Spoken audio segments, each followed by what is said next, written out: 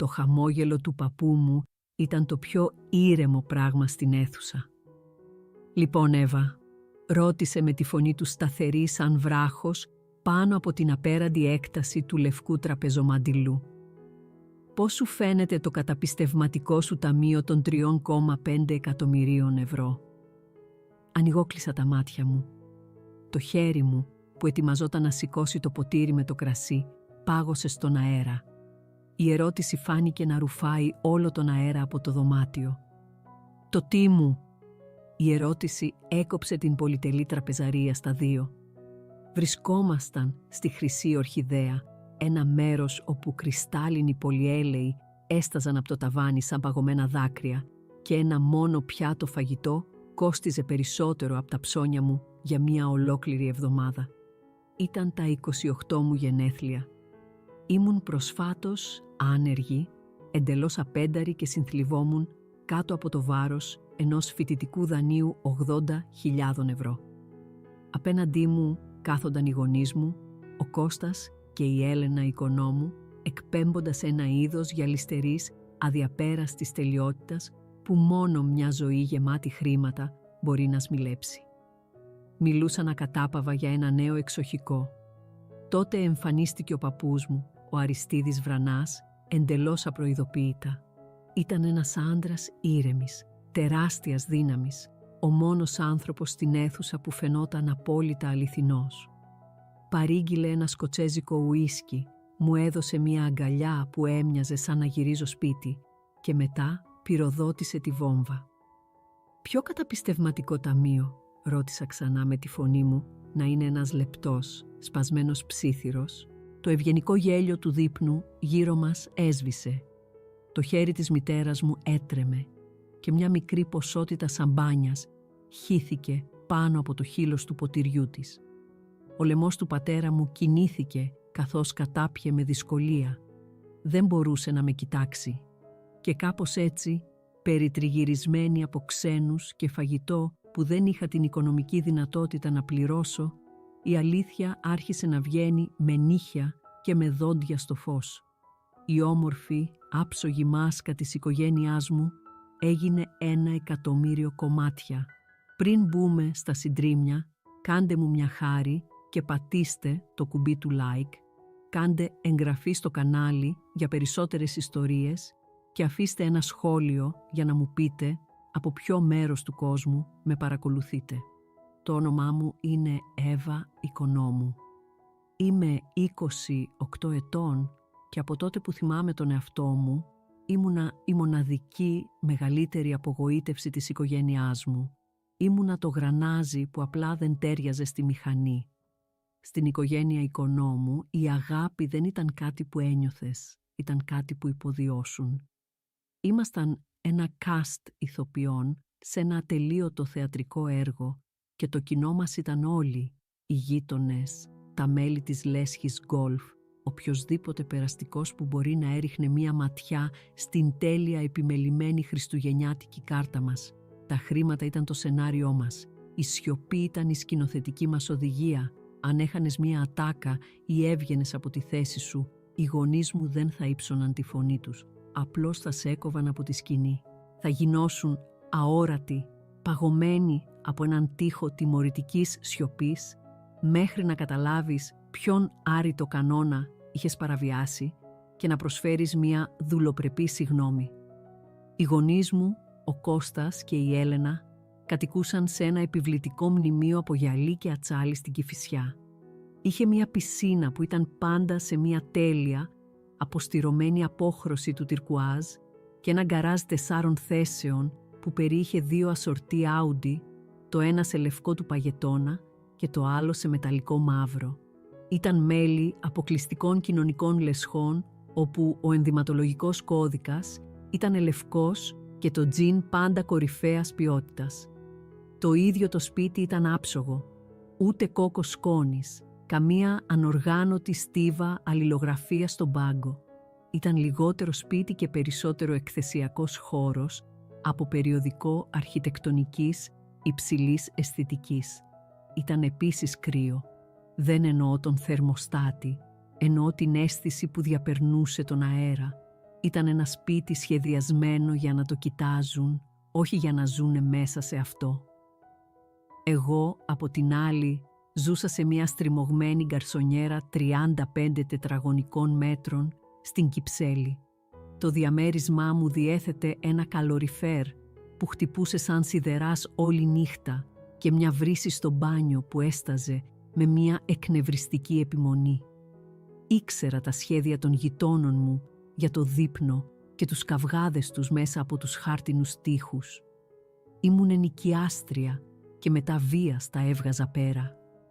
Η αντίθεση ανάμεσα στις ζωές μας ήταν ένα σκληρό αστείο. Αυτοί κατοικούσαν σε ένα παλάτι σιωπής και εικόνας, ενώ εγώ ήμουν κολλημένη στον θόρυβο και τη βρωμιά του πραγματικού κόσμου. Το πιο αληθινό πράγμα στη ζωή μου ήταν το χρέος μου. Θυμόμουν την αποφοίτησή μου από το πανεπιστήμιο σαν να ήταν χθες. Είχα δουλέψει σκληρά, αποκτώντας ένα καλό πτυχίο σχεδιασμού από μια αναγνωρισμένη σχολή καλών τεχνών. Είχα επίσης 80.000 ευρώ σε φοιτητικά δάνεια για να το αποδείξω. Οι γονείς μου είχαν καλύψει τα 2 πρώτα μου χρόνια, αλλά μετά, μια μέρα, ο πατέρας μου με ενημέρωσε ότι μείωναν σταδιακά την υποστήριξή τους. Ήταν καιρός, είχε δηλώσει, να αναλάβω την οικονομική μου ευθύνη. Στο δείπνο της αποφοίτησής μου, μου παρουσίασαν ένα μικρό, όμορφα τυλιγμένο κουτί. Για μια ανόητη στιγμή, σκέφτηκα ότι μπορεί να ήταν μια επιταγή, μια μικρή βοήθεια, με την πρώτη εκείνη τρομακτική δόση του δανείου. Το άνοιξα. Μέσα υπήρχε ένα βιβλίο, ένα βαρύ, σκληρόδετο αντίτυπο του «Ο Ανθεκτικός Επενδυτής». Ένας οδηγός για την οικονομική ελευθερία. Απλά καθόμουν εκεί, κοιτάζοντάς το. Η μητέρα μου έβγαλε εκείνο το σφιχτό, έτοιμο για φωτογραφίες χαμόγελό της. Σκεφτήκαμε ότι αυτό θα ήταν πιο πολύτιμο από τα χρήματα μακροπρόθεσμα, αγάπη μου, είχε πει. Έχει να κάνει με την καλλιέργεια της ανεξαρτησίας. Ο πατέρας μου έγνεψε με σοφία, πίνοντας αργά μία γουλιά από το καμπερνέ του. Οι δυσκολίες χτίζουν χαρακτήρα, Εύα. Εμείς παρήχαμε την εκπαίδευση. Τα υπόλοιπα εξαρτώνται από εσένα. Ένα καυτό κύμα ντροπής ανέβηκε στον λαιμό μου. Έριξα μια ματιά γύρω στο εστιατόριο σε άλλες οικογένειες. Άλλοι απόφοιτοι γελούσαν, βάζοντας στην τσέπη φακέλους από τους γονείς τους, συζητώντας με ενθουσιασμό τα σχέδια για τα πρώτα τους αληθινά διαμερίσματα. Εγώ κρατούσα ένα βιβλίο για το πώς να κάνω προϋπολογισμό. Ήθελα να εξαφανιστώ. Ανταυτού, απλώς είπα, «Σας ευχαριστώ, είναι πολύ ευγενικό». Αυτή ήταν η μέθοδός τους. Ποτέ δεν πρόσφεραν χέρι βοηθείας, αλλά ήταν πάντα έτοιμοι με μια κρίση. Τηλεφωνούσαν και ρωτούσαν σε ποια project δούλευα. Τους έλεγα για μια δουλειά ως ελεύθερη επαγγελματίας, έναν ιστότοπο που σχεδίαζα για μια τοπική επιχείρηση. Ο πατέρας μου μουρμούριζε στο τηλέφωνο. «Freelance. Είναι σταθερό αυτό, Εύα. Θα έπρεπε να ψάχνεις για μια θέση σε εταιρεία. Παροχές. Ένα συνταξιοδοτικό πρόγραμμα». «Η αγορά είναι πολύ ανταγωνιστική, μπαμπά», έλεγα. «Είναι ανταγωνιστική μόνο αν δεν είσαι αρκετά φιλόδοξη», απαντούσε, με την άρρητη κατηγορία να πλανάτε στον αέρα. Ποτέ δεν ρώτησαν αν ήμουν καλά. Ποτέ δεν ρώτησαν αν ήμουν ευτυχισμένη. Ρωτούσαν μόνο αν ήμουν επιτυχημένη. Και στο λεξικό τους το επιτυχημένη ήταν απλώς ένα συνώνυμο για το πλούσια. Αφού δεν ήμουν πλούσια, ήμουν ένα θέμα προς αποφυγή. Ήμουν η απένταρη, καλλιτέχνης κόρη τους, η κοιλίδα στο οικογενειακό πορτρέτο. Τώρα, στα 28 μου, ήμουν ακόμα ελεύθερη επαγγελματίας. Δούλευα όλο το 24ωρο, κυνηγώντας καθυστερημένες πληρωμές, ζορίζοντας το λογαριασμό του ρεύματος έναντι του προϋπολογισμού μου για τα ψώνια. Υποκρινόμουν ότι ευημερούσα, επιμελούμουν το προφίλ μου στο Instagram ακριβώς όπως αυτοί επιμελούνταν τις ζωές τους, δημοσιεύοντας προσεκτικά καδραρισμένες φωτογραφίες της δουλειάς μου στο design, του ενός υγιούς φυτού που είχα στο σπίτι, του φανταχτερού λάτε που κερνούσα στον εαυτό μου όταν είχα 5 ευρώ παραπάνω. Υποδιόμουν ακριβώς όπως αυτή. Έπαιζα τον ρόλο της κομψής, επιτυχημένης σχεδιάστριας της Αθήνας. Στην πραγματικότητα ήμουν τρομοκρατημένη. Ήμουνα μία ακύρωση συμβολέου μακριά από την πλήρη κατάρρευση. Ο μόνος άνθρωπος που ήξερε όλη την αλήθεια ήταν η συγκάτοικός μου, η Χλόη Παπά. Η Χλόη ήταν ο βράχος μου, η καλύτερη μου φίλη. Ήταν μπαρίστα την ημέρα και ποιήτρια τη νύχτα, με μια χρυσή καρδιά και μια διαίσθηση κοφτερή σαν λεπίδα. Έβλεπε κατευθείαν μέσα από την παράστασή μου και έβλεπε κατευθείαν μέσα από την οικογένειά μου. Μοιραζόμασταν το μικροσκοπικό μας διαμέρισμα και χωρίζαμε κάθε λογαριασμό μέχρι το τελευταίο λεπτό. Η Χλόη ήταν αυτή που με έβρισκε στις 2 τα ξημερώματα να κοιτάζω το λάπτοπ μου με το πρόσωπό μου χλωμό από το άγχος. «Μπήκαν πάλι στο μυαλό σου, έτσι δεν είναι?» ρωτούσε απαλά. Απλώς έγνεφα. Απλά ένα τηλεφώνημα. Η μαμά ρωτούσε γιατί δεν έχω επενδύσει σε μια νέα επαγγελματική γκαρνταρόμπα. Η γκαρνταρόμπα μου αποτελούνταν από ρούχα που είχα από το πανεπιστήμιο. Η Χλόη έβαζε το μπρίκι στη φωτιά. «Εύα», μου είπε ένα βράδυ, καθισμένη απέναντι από το τρεμάμενο τραπεζάκι της κουζίνας μας, «δεν βλέπουν εσένα στην πραγματικότητα. Βλέπουν μία αντανάκλαση του εαυτού τους. Κι αν αυτή η αντανάκλαση έχει έστω και ένα ψεγάδι, απλώς γυρίζουν την πλάτη. Δεν αφορά εσένα, αφορά αυτούς». «Το ξέρω», ψιθύριζα, «αλλά ακόμα πονάει». «Φυσικά και πονάει», έλεγε με τη φωνή της άγρια. «Είναι οι γονείς σου. Υποτίθεται ότι πρέπει να είναι περήφανοι για σένα, απλώς και μόνο που τα καταφέρνεις σε αυτή την πόλη. Υποτίθεται ότι πρέπει να βοηθούν». Θυμάμαι κάτι Χριστούγεννα 2 χρόνια πριν. Είχα πάει με το αυτοκίνητο στο σπίτι τους στην Κηφισιά για το τεράστιο ετήσιο πάρτι τους. Η μητέρα μου είχε προσλάβει catering και έναν μπάρμαν. Κάτω από ένα γιγαντιαίο, επαγγελματικά διακοσμημένο χριστουγεννιάτικο δέντρο υπήρχαν βουνά από ακριβά δώρα. Έδωσαν στον πατέρα μου ένα νέο σετ από ειδικά κατασκευασμένα μπαστούνια του γκολφ που κόστιζαν περισσότερο από το αυτοκίνητό μου. Αυτός έδωσε στη μητέρα μου ένα διαμαντένιο βραχιόλι. Μου έδωσαν ένα εισιτήριο. Ένα μόνο γυαλιστερό εισιτήριο για ένα σεμινάριο του Σαββατοκύριακου με τίτλο «Ενεργοποίησε τον CEO μέσα σου». Κρατούσα το εισιτήριο στο χέρι μου. Άξιζε 1.000 ευρώ. Το ήξερα γιατί είχα δει τις αδιάκοπες διαφημίσεις του στο διαδίκτυο. 1.000 ευρώ που θα μπορούσαν να μου είχαν δώσει για να με βοηθήσουν με το ενοίκιο, για να μειώσω τα δάνειά μου. Ανταυτού μου έδωσαν άλλη μια διάλεξη μεταμφιεσμένη σε δώρο. Άλλο ένα λεπτά συγκαλυμμένο μήνυμα ότι δεν ανταποκρινόμουν στις προσδοκίες.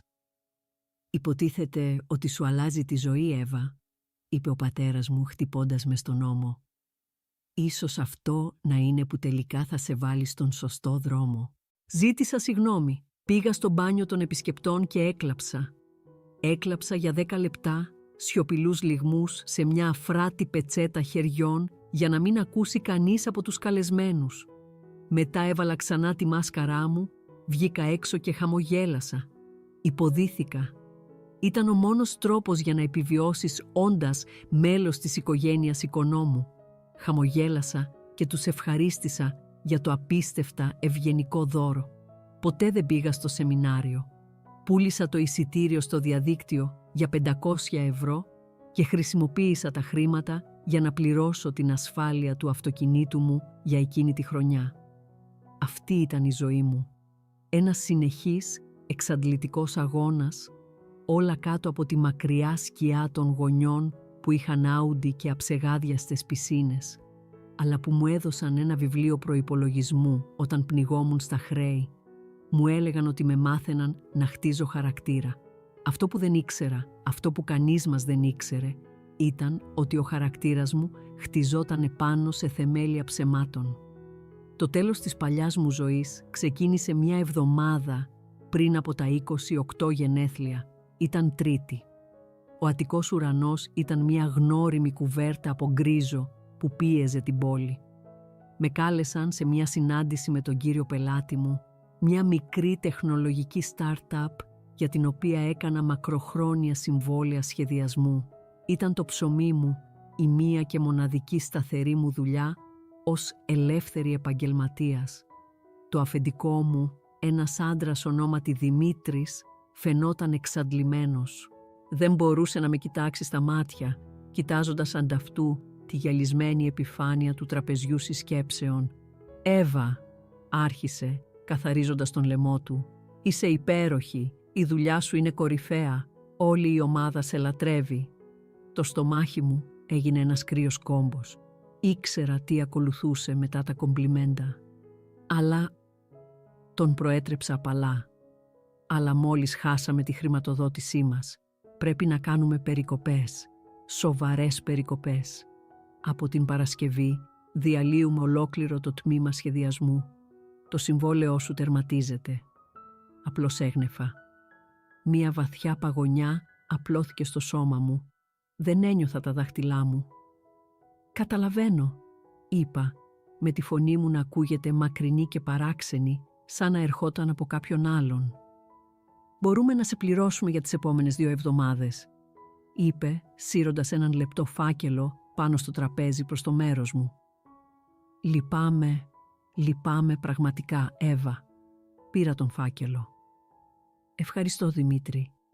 Βγήκα από την αίθουσα συσκέψεων, μάζεψα τα σημειωματάρια μου και τα αγαπημένα μου στυλό σχεδίασης από το γραφείο μου και τα έβαλα στην τσάντα μου. Δεν αποχαιρέτησα κανέναν.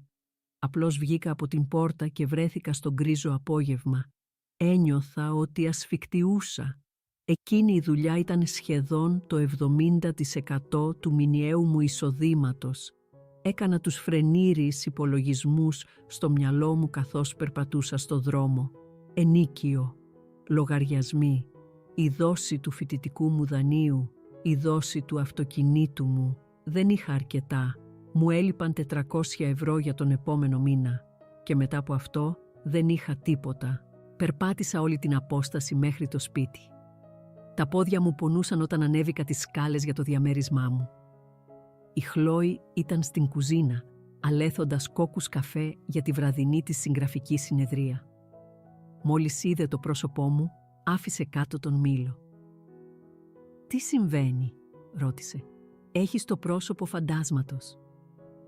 Άφησα την τσάντα μου να πέσει στο πάτωμα. Ο φάκελος γλίστρισε έξω. «Έχασα τη δουλειά μου», ψιθύρισα.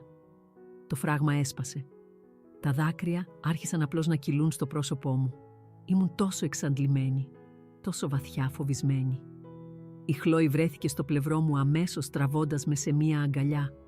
«Ω Εύα, λυπάμαι τόσο πολύ. Δεν πειράζει. Θα βρούμε μια λύση». «Πώς?» Έκλαιγα με λυγμούς στον ώμο της. «Δεν έχω χρήματα. Έχω μηδενικές οικονομίες. Θα με διώξουν». Με έσπρωξε πίσω κρατώντας με από τους ώμους. «Όχι, δεν θα σε διώξουν. Θα το λύσουμε. Και θα τηλεφωνήσεις στους γονείς σου». Τραβήχτηκα, σκουπίζοντας το πρόσωπό μου με το πίσω μέρος του χεριού μου. Ξέσπασα σε ένα πικρό γέλιο. «Σωστά. Και τι θα κάνουν?» Θα μου στείλουν έναν σύνδεσμο για ένα άρθρο στο LinkedIn σχετικά με τη δικτύωση. «Εύα, αυτό είναι διαφορετικό», είπε με τη φωνή της σταθερή. «Δεν πρόκειται για το χτίσιμο χαρακτήρα. Αυτή είναι μια πραγματική έκτακτη ανάγκη. Έχασες τη δουλειά σου. Είσαι η κόρη τους. Πρέπει να σε βοηθήσουν. Έχουν 2 Audi για όνομα του Θεού. Μπορούν να καλύψουν το ενοίκιό σου για 1 μήνα». Η λογική της ήταν τόσο καθαρή, τόσο απλή. Έβγαζε απόλυτο νόημα, αλλά δεν τους ήξερε, όχι πραγματικά. «Χλόη, δεν καταλαβαίνεις», είπα. «Το να του ζητήσω χρήματα είναι το χειρότερο πράγμα που μπορώ να κάνω. Είναι σαν να τους παραδίδω μία υπογεγραμμένη ομολογία ότι είμαι αποτυχημένη. Θα το κρατούνε πάνω από το κεφάλι μου για πάντα».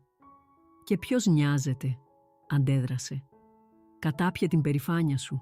Χρειάζεσαι βοήθεια. Πάρε τους τηλέφωνο». Είχε δίκιο. Δεν είχα άλλες επιλογές. Είχα φτάσει στα όρια μου. Τα χέρια μου έτρεμαν καθώς πήγα στο δωμάτιό μου, κάθισα στην άκρη του κρεβατιού μου και πήρα το τηλέφωνο μου. Έκανα πρόβα τι θα έλεγα. «Μαμά, Έχω ένα σοβαρό πρόβλημα. Έχασα τη δουλειά μου και δεν μπορώ να πληρώσω το ενίκιο. Απλά, άμεσα, πληκτρολόγησα τον αριθμό της. Χτύπησε 3 φορές πριν το σηκώσει. «Εύα, γεια σου αγάπη μου!» Η φωνή της ήταν ελαφριά και αέρινη, ο ήχος κάποιου που χαμογελά. Πιθανότατα κλάδευε τις τριανταφυλλιές στον τέλεια περιποιημένο κήπο της. «Γεια, μαμά!» Η φωνή μου ήταν σχεδόν ψίθυρος. «Είναι καλή στιγμή. Για 1 λεπτό, ετοιμάζομαι να φύγω για τη λέσχη βιβλίου μου. Τι έχεις στο μυαλό σου?» Πήρα μια τρεμάμενη ανάσα. «Μαμά, εγώ έχω πολύ άσχημα νέα. Έχασα τη δουλειά μου σήμερα. Η εταιρεία έκανε περικοπές και είμαι σε πολύ άσχημη θέση. Δεν μπορώ να πληρώσω το ενίκιό μου τον επόμενο μήνα». Υπήρξε μια παύση, όχι μια ζεστή συμπονετική παύση. Ήτανε μια κρύα, κλινική παύση. Σχεδόν μπορούσα να ακούσω τους υπολογισμούς που γίνονταν στο μυαλό της. Την άκουσα να αναστενάζει ένας ήχος καθαρής ενόχλησης. «Ω Εύα, τι κρίμα», είπε, με όλη τη λάμψη να έχει φύγει από τη φωνή της. «Ξέρεις, ο πατέρας σου κι εγώ ανησυχούσαμε πάντα για εκείνη τη startup. Ποτέ δεν φαινόταν πολύ σταθερή. Θα έπρεπε πραγματικά να έψαχνες για κάτι σε εταιρεία από την αρχή». «Μαμά, το ξέρω, αλλά...» «Λοιπόν», με διέκοψε, «θα πρέπει απλώς να ξανασηκωθείς στα πόδια σου. Γυάλισε αυτό το βιογραφικό. Είσαι έξυπνο κορίτσι. Θα βρεις κάτι». Τα μάτια μου γέμισαν με νέα δάκρυα. Δεν άκουγε την επίγουσα ανάγκη. «Μαμά, θα το κάνω», είπα με τη φωνή μου να τρέμει. «Αλλά εννοώ τώρα. Δεν μπορώ να πληρώσω το ενίκιό μου τώρα. Μου λείπουν χρήματα. Εγώ χρειάζομαι βοήθεια». Άλλη μια παύση. Αυτή ήταν ακόμα πιο κρύα, διαποτισμένη με κρίση. «Εύα, είσαι 28 χρονών. Ο πατέρας σου κι εγώ δεν μπορούμε να συνεχίσουμε να σε βγάζουμε από τη δύσκολη θέση. Να με βγάλετε από τη δύσκολη θέση. Πότε με βγάλατε ποτέ από τη δύσκολη θέση?» «Πληρώσαμε για 2 χρόνια το πανεπιστήμιό σου», είπε απότομα. «Κάναμε το χρέος μας. Γι' αυτό ακριβώς υπάρχει το Ταμείο Έκτακτης Ανάγκης. Έκανες οικονομίες, έτσι δεν είναι?» Έμεινα σιωπηλή. «Οικονομίες. Ποια χρήματα υποτίθεται ότι έπρεπε να αποταμιεύω? Πλήρωνα τα φοιτητικά μου δάνεια», είπα ήσυχα. «Λοιπόν, αυτή είναι μια επιλογή που έκανες, έτσι δεν είναι?» είπε. «Κοίτα, αγάπη μου, πρέπει πραγματικά να φύγω, αλλά μην ανησυχείς, θα βρεις μια λύση. Πάντα βρίσκεις».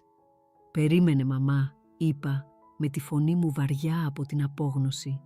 «Δεν είναι μόνο αυτό. Τα γενέθλιά μου είναι την Παρασκευή. Εγώ δεν νομίζω ότι μπορώ να έρθω στο δείπνο». Αυτό τελικά τράβηξε την πλήρη προσοχή της. Η φωνή της έγινε κοφτερή, σαν γυαλί. «Τι εννοείς δεν μπορείς να έρθεις? Έχω ήδη κάνει τις κρατήσεις στη Χρυσή Ορχιδέα. Ο πατέρας σου το περιμένει με μεγάλη ανυπομονησία. Γιορτάζουμε εσένα». «Μαμά, μόλις σου είπα ότι έχασα τη δουλειά μου. Έχω λιγότερα από 400 ευρώ στο όνομά μου. Δεν μπορώ να πάω σε ένα μέρος που κοστίζει 300 ευρώ το πιάτο. Δεν έχω καν την οικονομική δυνατότητα για το Uber για να φτάσω εκεί». Η μητέρα μου γέλασε. Ένας σύντομος, κρυστάλλινος ήχος που μου ανακάτεψε το στομάχι. «Ω, μην το παίζεις τόσο δραματική, Εύα. Εμείς πληρώνουμε φυσικά. Είναι τα γενέθλιά σου. Δεν είμαστε τέρατα». «Δεν είστε», σκέφτηκα. «Απλώς συνέρχου», συνέχισε, με τη φωνή της πλέον επαγγελματική. «Βάλε ένα ωραίο φόρεμα και ένα γενναίο πρόσωπο. Θέλουμε να περάσουμε μια υπέροχη βραδιά. Μη φέρεις όλη αυτή τη αρνητικότητα στο τραπέζι. Εντάξει, είναι τα γενέθλιά σου. Προσπάθησε να είσαι χαρούμενη». Έμεινα άφωνη. «Υπέροχα. Θα σε δω την Παρασκευή στις 7 και μην αργήσεις. Γεια σου, αγάπη μου». Η γραμμή έκλεισε. Είχε φύγει. Κάθισα στο κρεβάτι μου, κοιτάζοντας τον άδειο τοίχο. Μόλις είχα πει στη μητέρα μου ότι ήμουν στα πρόθυρα του να μείνω άστεγη και μου είχε πει να μην είμαι δραματική και να προσπαθήσω να είμαι χαρούμενη. Η Χλόη στεκόταν στην πόρτα. Είχε ακούσει τα πάντα. Το πρόσωπό της ήταν χλωμό. «Εγώ δεν έχω λόγια, Εύα», ψιθύρισε. μία παράξενη κρύα ηρεμία με κατέλαβε. Ο πανικός είχε υποχωρήσει, αντικατασταθεί από κάτι σκληρό και νεκρό. «Δεν πειράζει», είπα με τη φωνή μου επίπεδη. «Έχει δίκιο, θα βρω μια λύση». Κοίταξα το ημερολόγιο στον τοίχο μου, Παρασκευή, τα 28 μου γενέθλια. Κύκλωσα την ημερομηνία με ένα κόκκινο μαρκαδόρο. Δεν έμοιαζε με γιορτή, έμοιαζε με τελική καταδίκη. Η χρυσή ορχιδέα ήταν ένα εστιατόριο σχεδιασμένο για να σε κάνει να νιώθεις ανεπαρκής. Τα ταβάνια υψώνονταν 10 μέτρα ψηλά, με τεράστιους κρυστάλλινους πολυελαίους που έμοιαζαν με παγωμένες εκρήξεις. Τα πατώματα ήταν από γυαλισμένο μαύρο μάρμαρο που ενίσχυε τα κλικ των παπουτσιών του προσωπικού, οι οποίοι όλοι έμοιαζαν με μοντέλα εκτός υπηρεσίας. Ο αέρας ήταν πυκνός από τη μυρωδιά των χρημάτων και των ακριβών αρωμάτων. Μπήκα μέσα φορώντας το καλύτερό μου φόρεμα, ένα απλό μαύρο εφαρμοστό φόρεμα που είχα για 3 χρόνια. Είχα φτιάξει τα μαλλιά και το μακιγιάζ μου σχολαστικά. Ήμουν μέλος της οικογένειας οικονόμου τελικά. Ήξερα πώς να υποδίωμαι. Απόψε έπαιζα τον ρόλο της κόρης που είναι απόλυτα καλά. Οι γονείς μου ήταν ήδη στο τραπέζι τους, μια προνομιακή θέση ακριβώς στο κέντρο της αίθουσας.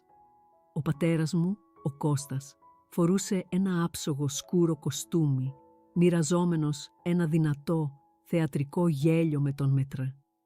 Η μητέρα μου, η Έλενα, έμοιαζε σαν να ήταν σκαλισμένη από πορσελάνη. Φορούσε μια νέα μεταξωτή μπλούζα και το διαμαντένιο βραχιόλι που της είχε δώσει ο πατέρας μου για τα Χριστούγεννα. Με εντόπισε και το χαμόγελό της σφίχτηκε σχεδόν ανεπαίσθητα. «Εύα, τα κατάφερες! Χρόνια πολλά, γλυκιά μου!» Φίλησε τον αέρα δίπλα στο μάγουλό μου. «Γεια μαμά, γεια μπαμπά!» «Εύα, ωραία, είσαι στην ώρα σου», είπε ο πατέρας μου, χωρίς να σηκώσει το βλέμμα από τον δερματόδετο κατάλογο κρασιών. Κάθισα. Η καρέκλα ήταν από βελούδο. Ένας σερβιτόρος εμφανίστηκε αμέσως και γέμισε το ποτήρι μου με νερό. Το μενού ήταν γραμμένο με κομψή γαλλική γραφή, χωρίς αναγραφόμενες τιμές. Ήξερα ότι αυτό ήταν το παγκόσμιο σημάδι για το «δεν έχεις την οικονομική δυνατότητα». «Έλεγα μόλις στη μητέρα σου», ανακοίνωσε ο πατέρας μου στο τραπέζι. «Προχωράμε με το project στην Αράχοβα. Ένα νέο σαλέ. Θα είναι υπέροχο». «Α, νόμιζα ότι ψάχνατε στον Παρνασσό», είπα, προσπαθώντας να συμμετάσχω. «Όχι αγάπη μου, Αράχοβα τώρα», διόρθωσε ομαλά η μητέρα μου. «Ο πατέρας σου βρήκε ένα υπέροχο οικόπεδο».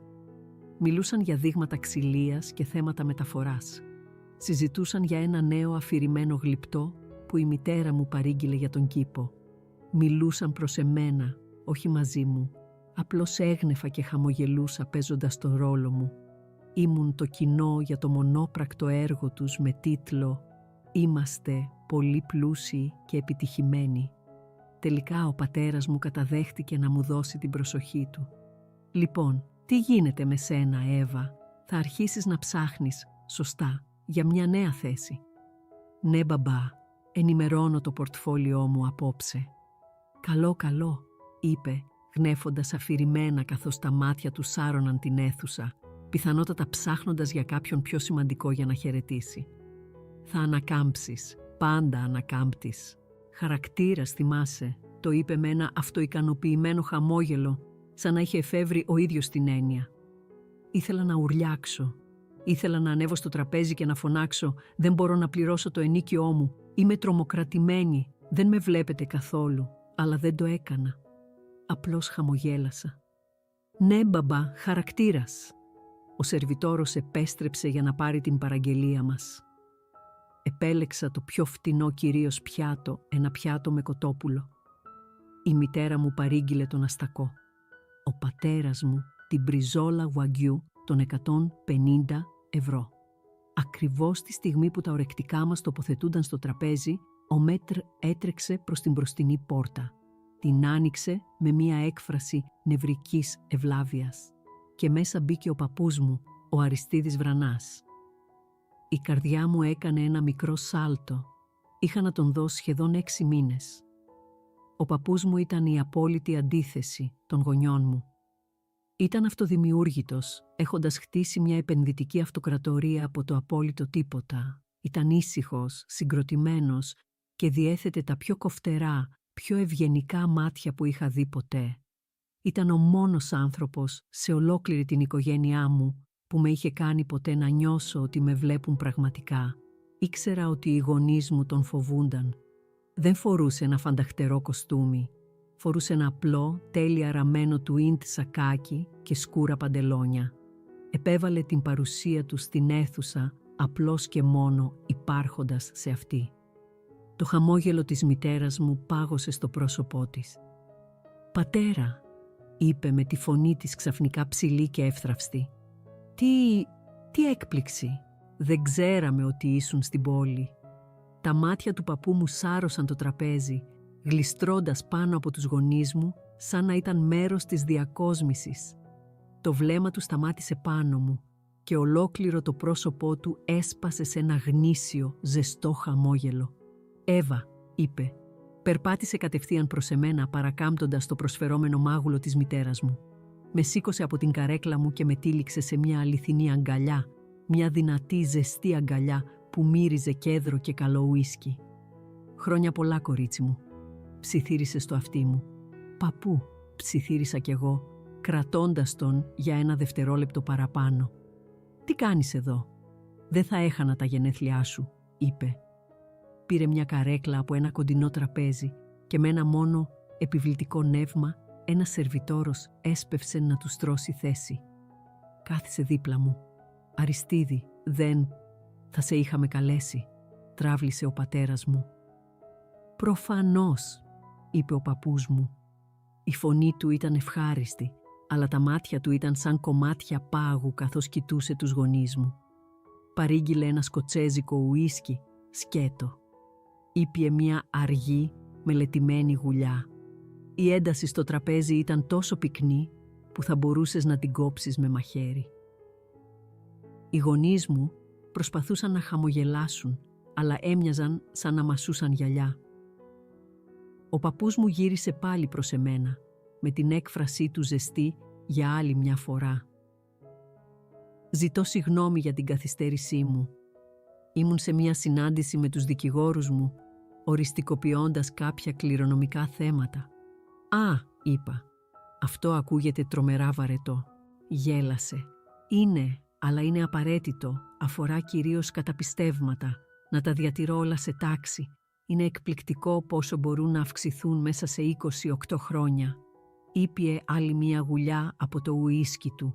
Μου χαμογέλασε, ένα ευγενικό απλό χαμόγελο, και τότε έκανε την ερώτηση.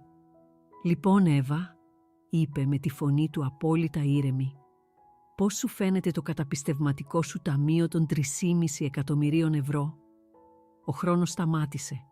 Ο περιβάλλον ήχος των μαχαιροπύρουνων και οι ψιθυριστές συζητήσεις του εστιατορίου έσβησαν σε έναν υπόκοφο βόμβο. Απλώς τον κοιτούσα, σίγουρη ότι είχα ακούσει λάθος.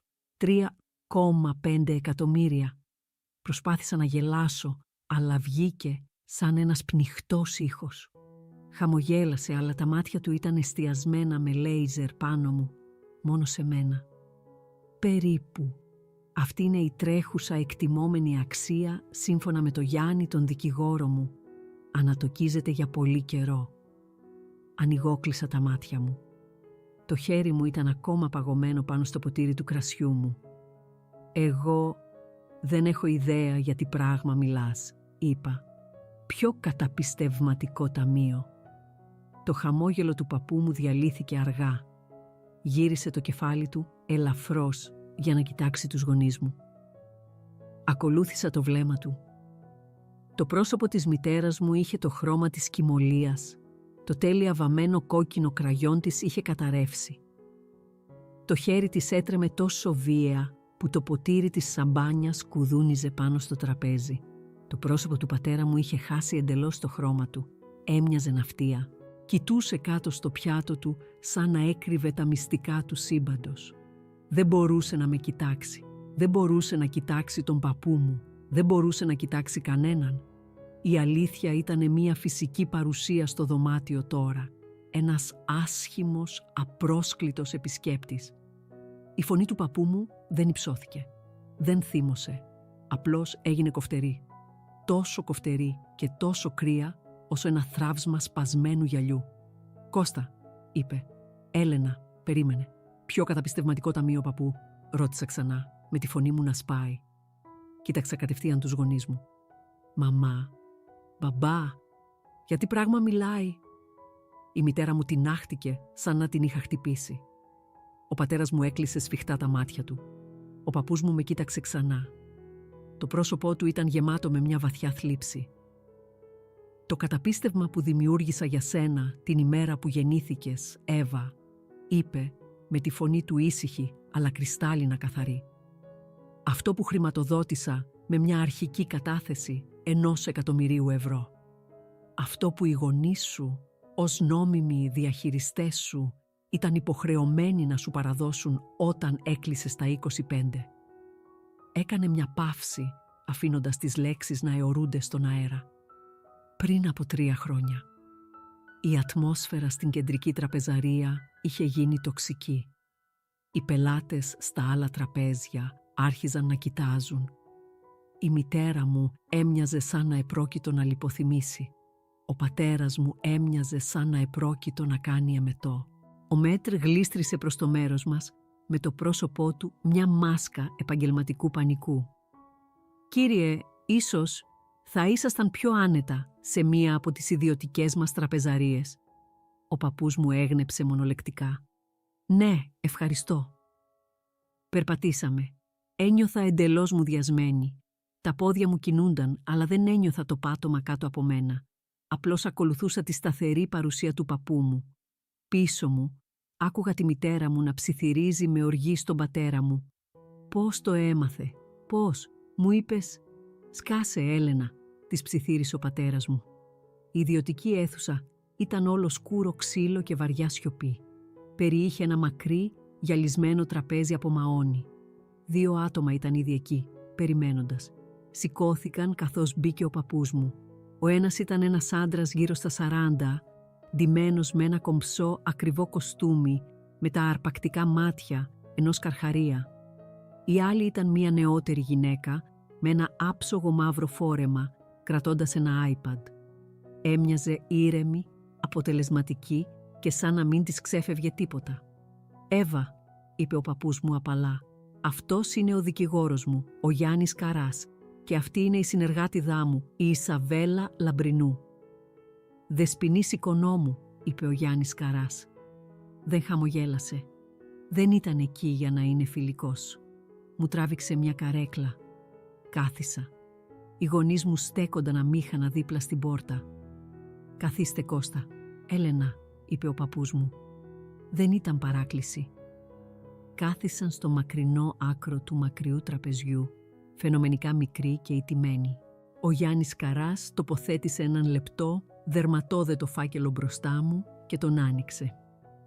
«Δεσποινής οικονόμου», είπε, με τη φωνή του κοφτή και επαγγελματική, «την ημέρα που γεννηθήκατε, ο παππούς σας, ο κύριος Αριστίδης Βρανάς, δημιούργησε ένα αμετάκλητο καταπίστευμα στο όνομά σας. Έκανε μια αρχική κατάθεση 1.000.000 ευρώ. Κοίταξα το έγγραφο. Ήταν ένα αντίγραφο κίνησης λογαριασμού.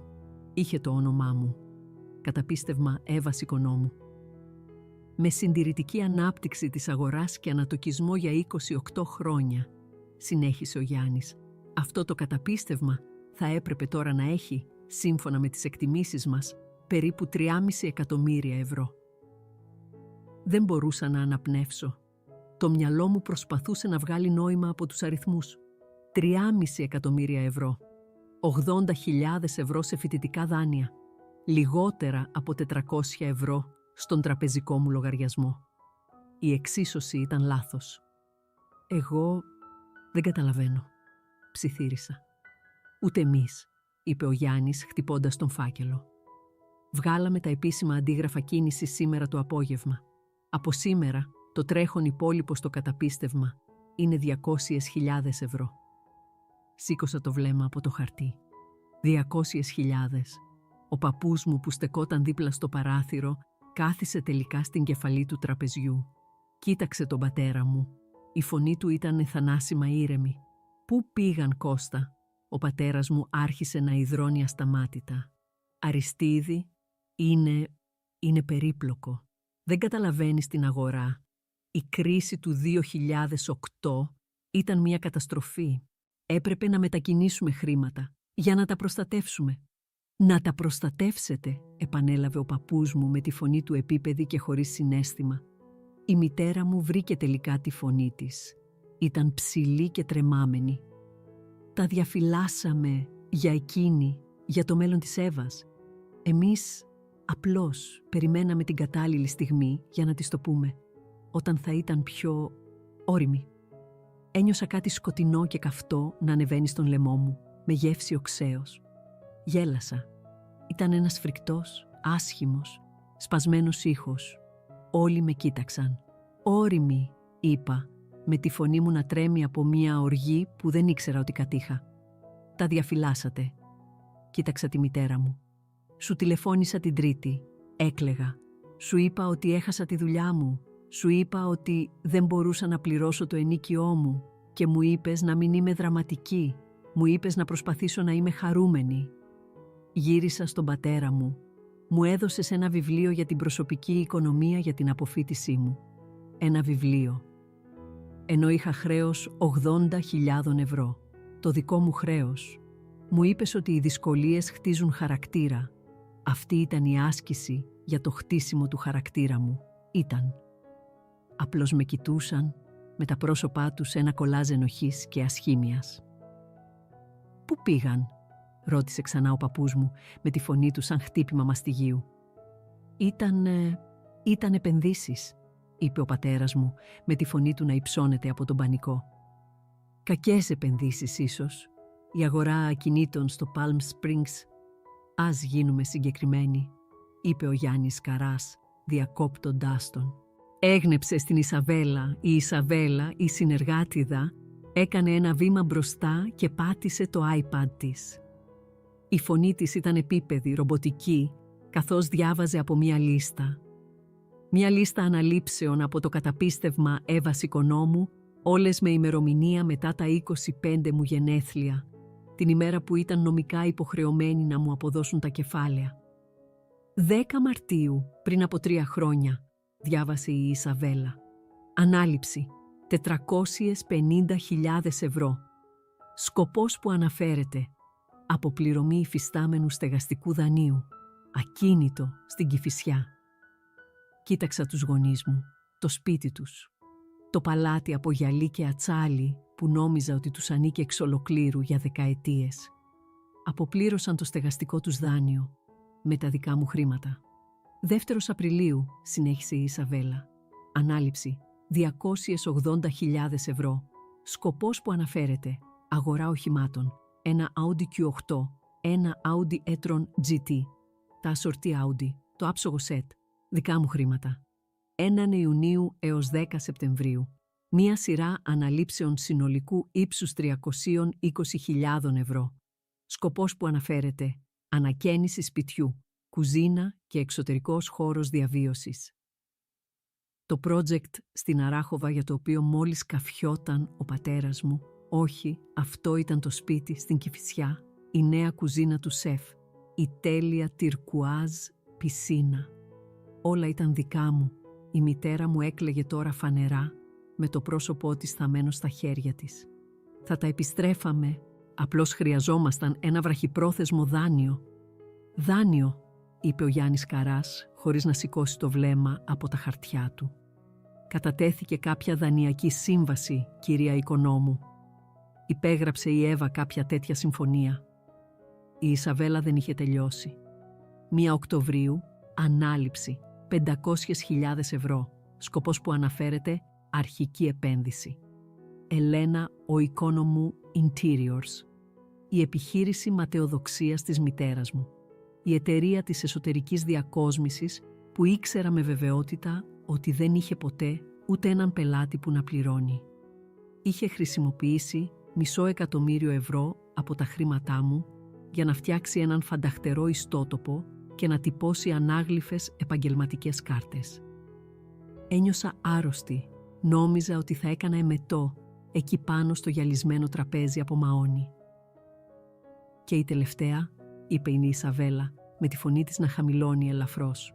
«5η Ιανουαρίου του τρέχοντος έτους, ανάληψη, 1,8 εκατομμύρια ευρώ. Σκοπός που αναφέρεται, προκαταβολή, ακίνητο στη Μύκονο». Η αίθουσα ήταν απόλυτα σιωπηλή, εκτός από τον ήχο των ήσυχων κοφτών λυγμών της μητέρας μου. Τα είχαν πάρει όλα. Είχαν λαιλατήσει το μέλλον μου για να πληρώσουν το στεγαστικό τους, τα αυτοκίνητά τους, τις ανακαινήσεις τους, τα χόμπι τους και ένα παραθαλάσσιο σπίτι. Το χέρι του παππού μου που ακουμπούσε στο τραπέζι σφίχτηκε αργά σε μία γροθιά. Οι αρθρώσεις του άσπρισαν. Κοίταξε τον γιο του. «Έκλεψες την ίδια σου την κόρη», είπε με τη φωνή του τόσο ήσυχη που ήταν τρομακτική. «Την άφησες να παλεύει, την άφησες να σε παρακαλάει για βοήθεια. Και της είπες ότι ήταν καλό για τον χαρακτήρα της. Ενώ εσύ οδηγούσες τα αυτοκίνητά της, κολυμπούσες στην πισίνα της και ζούσες στο σπίτι της. Είμαστε οικογένεια, Αριστίδη», θρήνησε η μητέρα μου με το μακιγιάζ της να τρέχει στο κατεστραμμένο πρόσωπό της. Είναι όλα οικογενειακά χρήματα. Το κάναμε για εμάς, για την οικογένεια». «Η οικογένεια δεν κλέβει η μία την άλλη, Έλενα», απάντησε ο παππούς μου. Έμεινε σιωπηλός για μια μεγάλη στιγμή. Μετά κοίταξε τον πατέρα μου. «Κώστα, δώσε μου τα». Ο πατέρας μου έμοιαζε εντελώς σαστισμένος. «Να σου δώσω τι?» «Τα κλειδιά», είπε ο παππούς μου. «Τα κλειδιά του σπιτιού σου και των αυτοκινήτων σου. Δώσε μου τα. Τώρα». Το χέρι του πατέρα μου έτρεμε, καθώς έβαζε το χέρι στην τσέπη του κοστούμιού του. Έβγαλε το μπρελόκ του. Το ασημένιο μπρελόκ του Άουντι ήταν συνδεδεμένο. Το τοποθέτησε στο τραπέζι. Ο παππούς μου κοίταξε τη μητέρα μου. «Και τα δικά σου, Έλενα?» Κλαίγοντας με λυγμούς, ψαχούλεψε στην ακριβή της τσάντα και έβαλε τα δικά της κλειδιά στο τραπέζι. Ο παππούς μου πήρε και τα 2 σετ. Ο ήχος των κλειδιών ήταν εκκοφαντικός στη σιωπηλή αίθουσα. Τα έσυρε πάνω στο γυαλισμένο τραπέζι. Περιστράφηκαν αργά πάνω στο σκούρο ξύλο μέχρι που σταμάτησαν ακριβώς μπροστά μου. Απλώς τα κοιτούσα. Τα κλειδιά του σπιτιού όπου ποτέ δεν ήμουν πραγματικά καλοδεχούμενη. Τα κλειδιά των αυτοκινήτων που αγοράστηκαν με την κλεμμένη μου ζωή. «Είναι δικά σου, Εύα», είπε ο παππούς μου με τη φωνή του τώρα απαλή και γεμάτη μια τρομερή θλίψη. Με καθυστέρηση 3 ετών. Δεν θυμάμαι να φεύγω από το εστιατόριο. Δεν θυμάμαι την έκφραση στο πρόσωπο του Μέιτρε ή τα περίεργα βλέμματα των άλλων πελατών. Θυμάμαι μόνο το κρύο. Τη στιγμή που βγήκα έξω, ο υγρός αθηναϊκός αέρας με τύλιξε σαν σάβανο. Ήταν πυκνός και υγρός, θολώνοντας τα φώτα του δρόμου σε αχνάφωτο στέφανα. Άφησα τον παππού μου και την ομάδα του μέσα. Άκουσα τη χαμηλή φωνή του Αριστίδη. «Γιάννη, ανέλαβέ τους, Ισαβέλα, φέρε το αυτοκίνητό μου». Δεν κοίταξα πίσω τους γονείς μου. Δεν άντεχα. Απλώς άρχισα να περπατάω. Δεν πήρα ταξί, δεν είχα χρήματα για ταξί. Η ηρωνία ήταν τόσο οξία που μου ερχόταν να γελάσω. Μόλις είχα μάθει ότι ήμουν εκατομμυριούχος και ακόμα δεν είχα την οικονομική δυνατότητα για μία διαδρομή 10 ευρώ μέχρι το σπίτι. Ξεκίνησα την 5 κιλόμετρη διαδρομή με τα πόδια πίσω στη μικροσκοπική μου γκαρσονιέρα. Στο χέρι μου έσφιγγα τα 2 σετ κλειδιά. Ήταν βαριά και κρύα. Κουδούνιζαν απαλά καθώς περπατούσα. Μια μικρή μεταλλική υπενθύμηση. Ήταν η απόδειξη. Η απόδειξη ότι ολόκληρη η ζωή μου, κάθε ανάμνηση που θεωρούσα πολύτιμη, ήταν ένα ψέμα. Καθώς περπατούσα, με την ομίχλη να στροβιλίζεται γύρω από τα πόδια μου, το μυαλό μου άρχισε να αναπαράγει τη ζωή μου. Αλλά αυτή τη φορά με την αλήθεια ως φίλτρο. Θυμήθηκα την αποφοίτησή μου, το χρέος μου των 80.000 ευρώ από το φοιτητικό δάνειο. τη διάλεξη του πατέρα μου. Οι δυσκολίες χτίζουν χαρακτήρα, Εύα. Μου το είχε πει αυτό, με είχε κοιτάξει στα μάτια και το είχε πει, με είχε αφήσει να υπογράψω εκείνα τα έγγραφα του δανείου. Μου είχε επιτρέψει να αναλάβω ένα χρέος που θα κρεμόταν πάνω μου για χρόνια. Και όλο αυτό το διάστημα, τα χρήματά μου, τα 3,5 εκατομμύρια ευρώ μου, βρίσκονταν σε έναν λογαριασμό, τον οποίο λεηλατούσε ενεργά. Δεν με άφησε να παλέψω για να χτίσω το χαρακτήρα μου. Με άφησε να παλέψω για να είμαι τόσο απασχολημένη, ώστε να μην κάνω ποτέ ερωτήσεις. Με άφησε να παλέψω για να μπορεί να με κλέβει χωρίς διακοπή.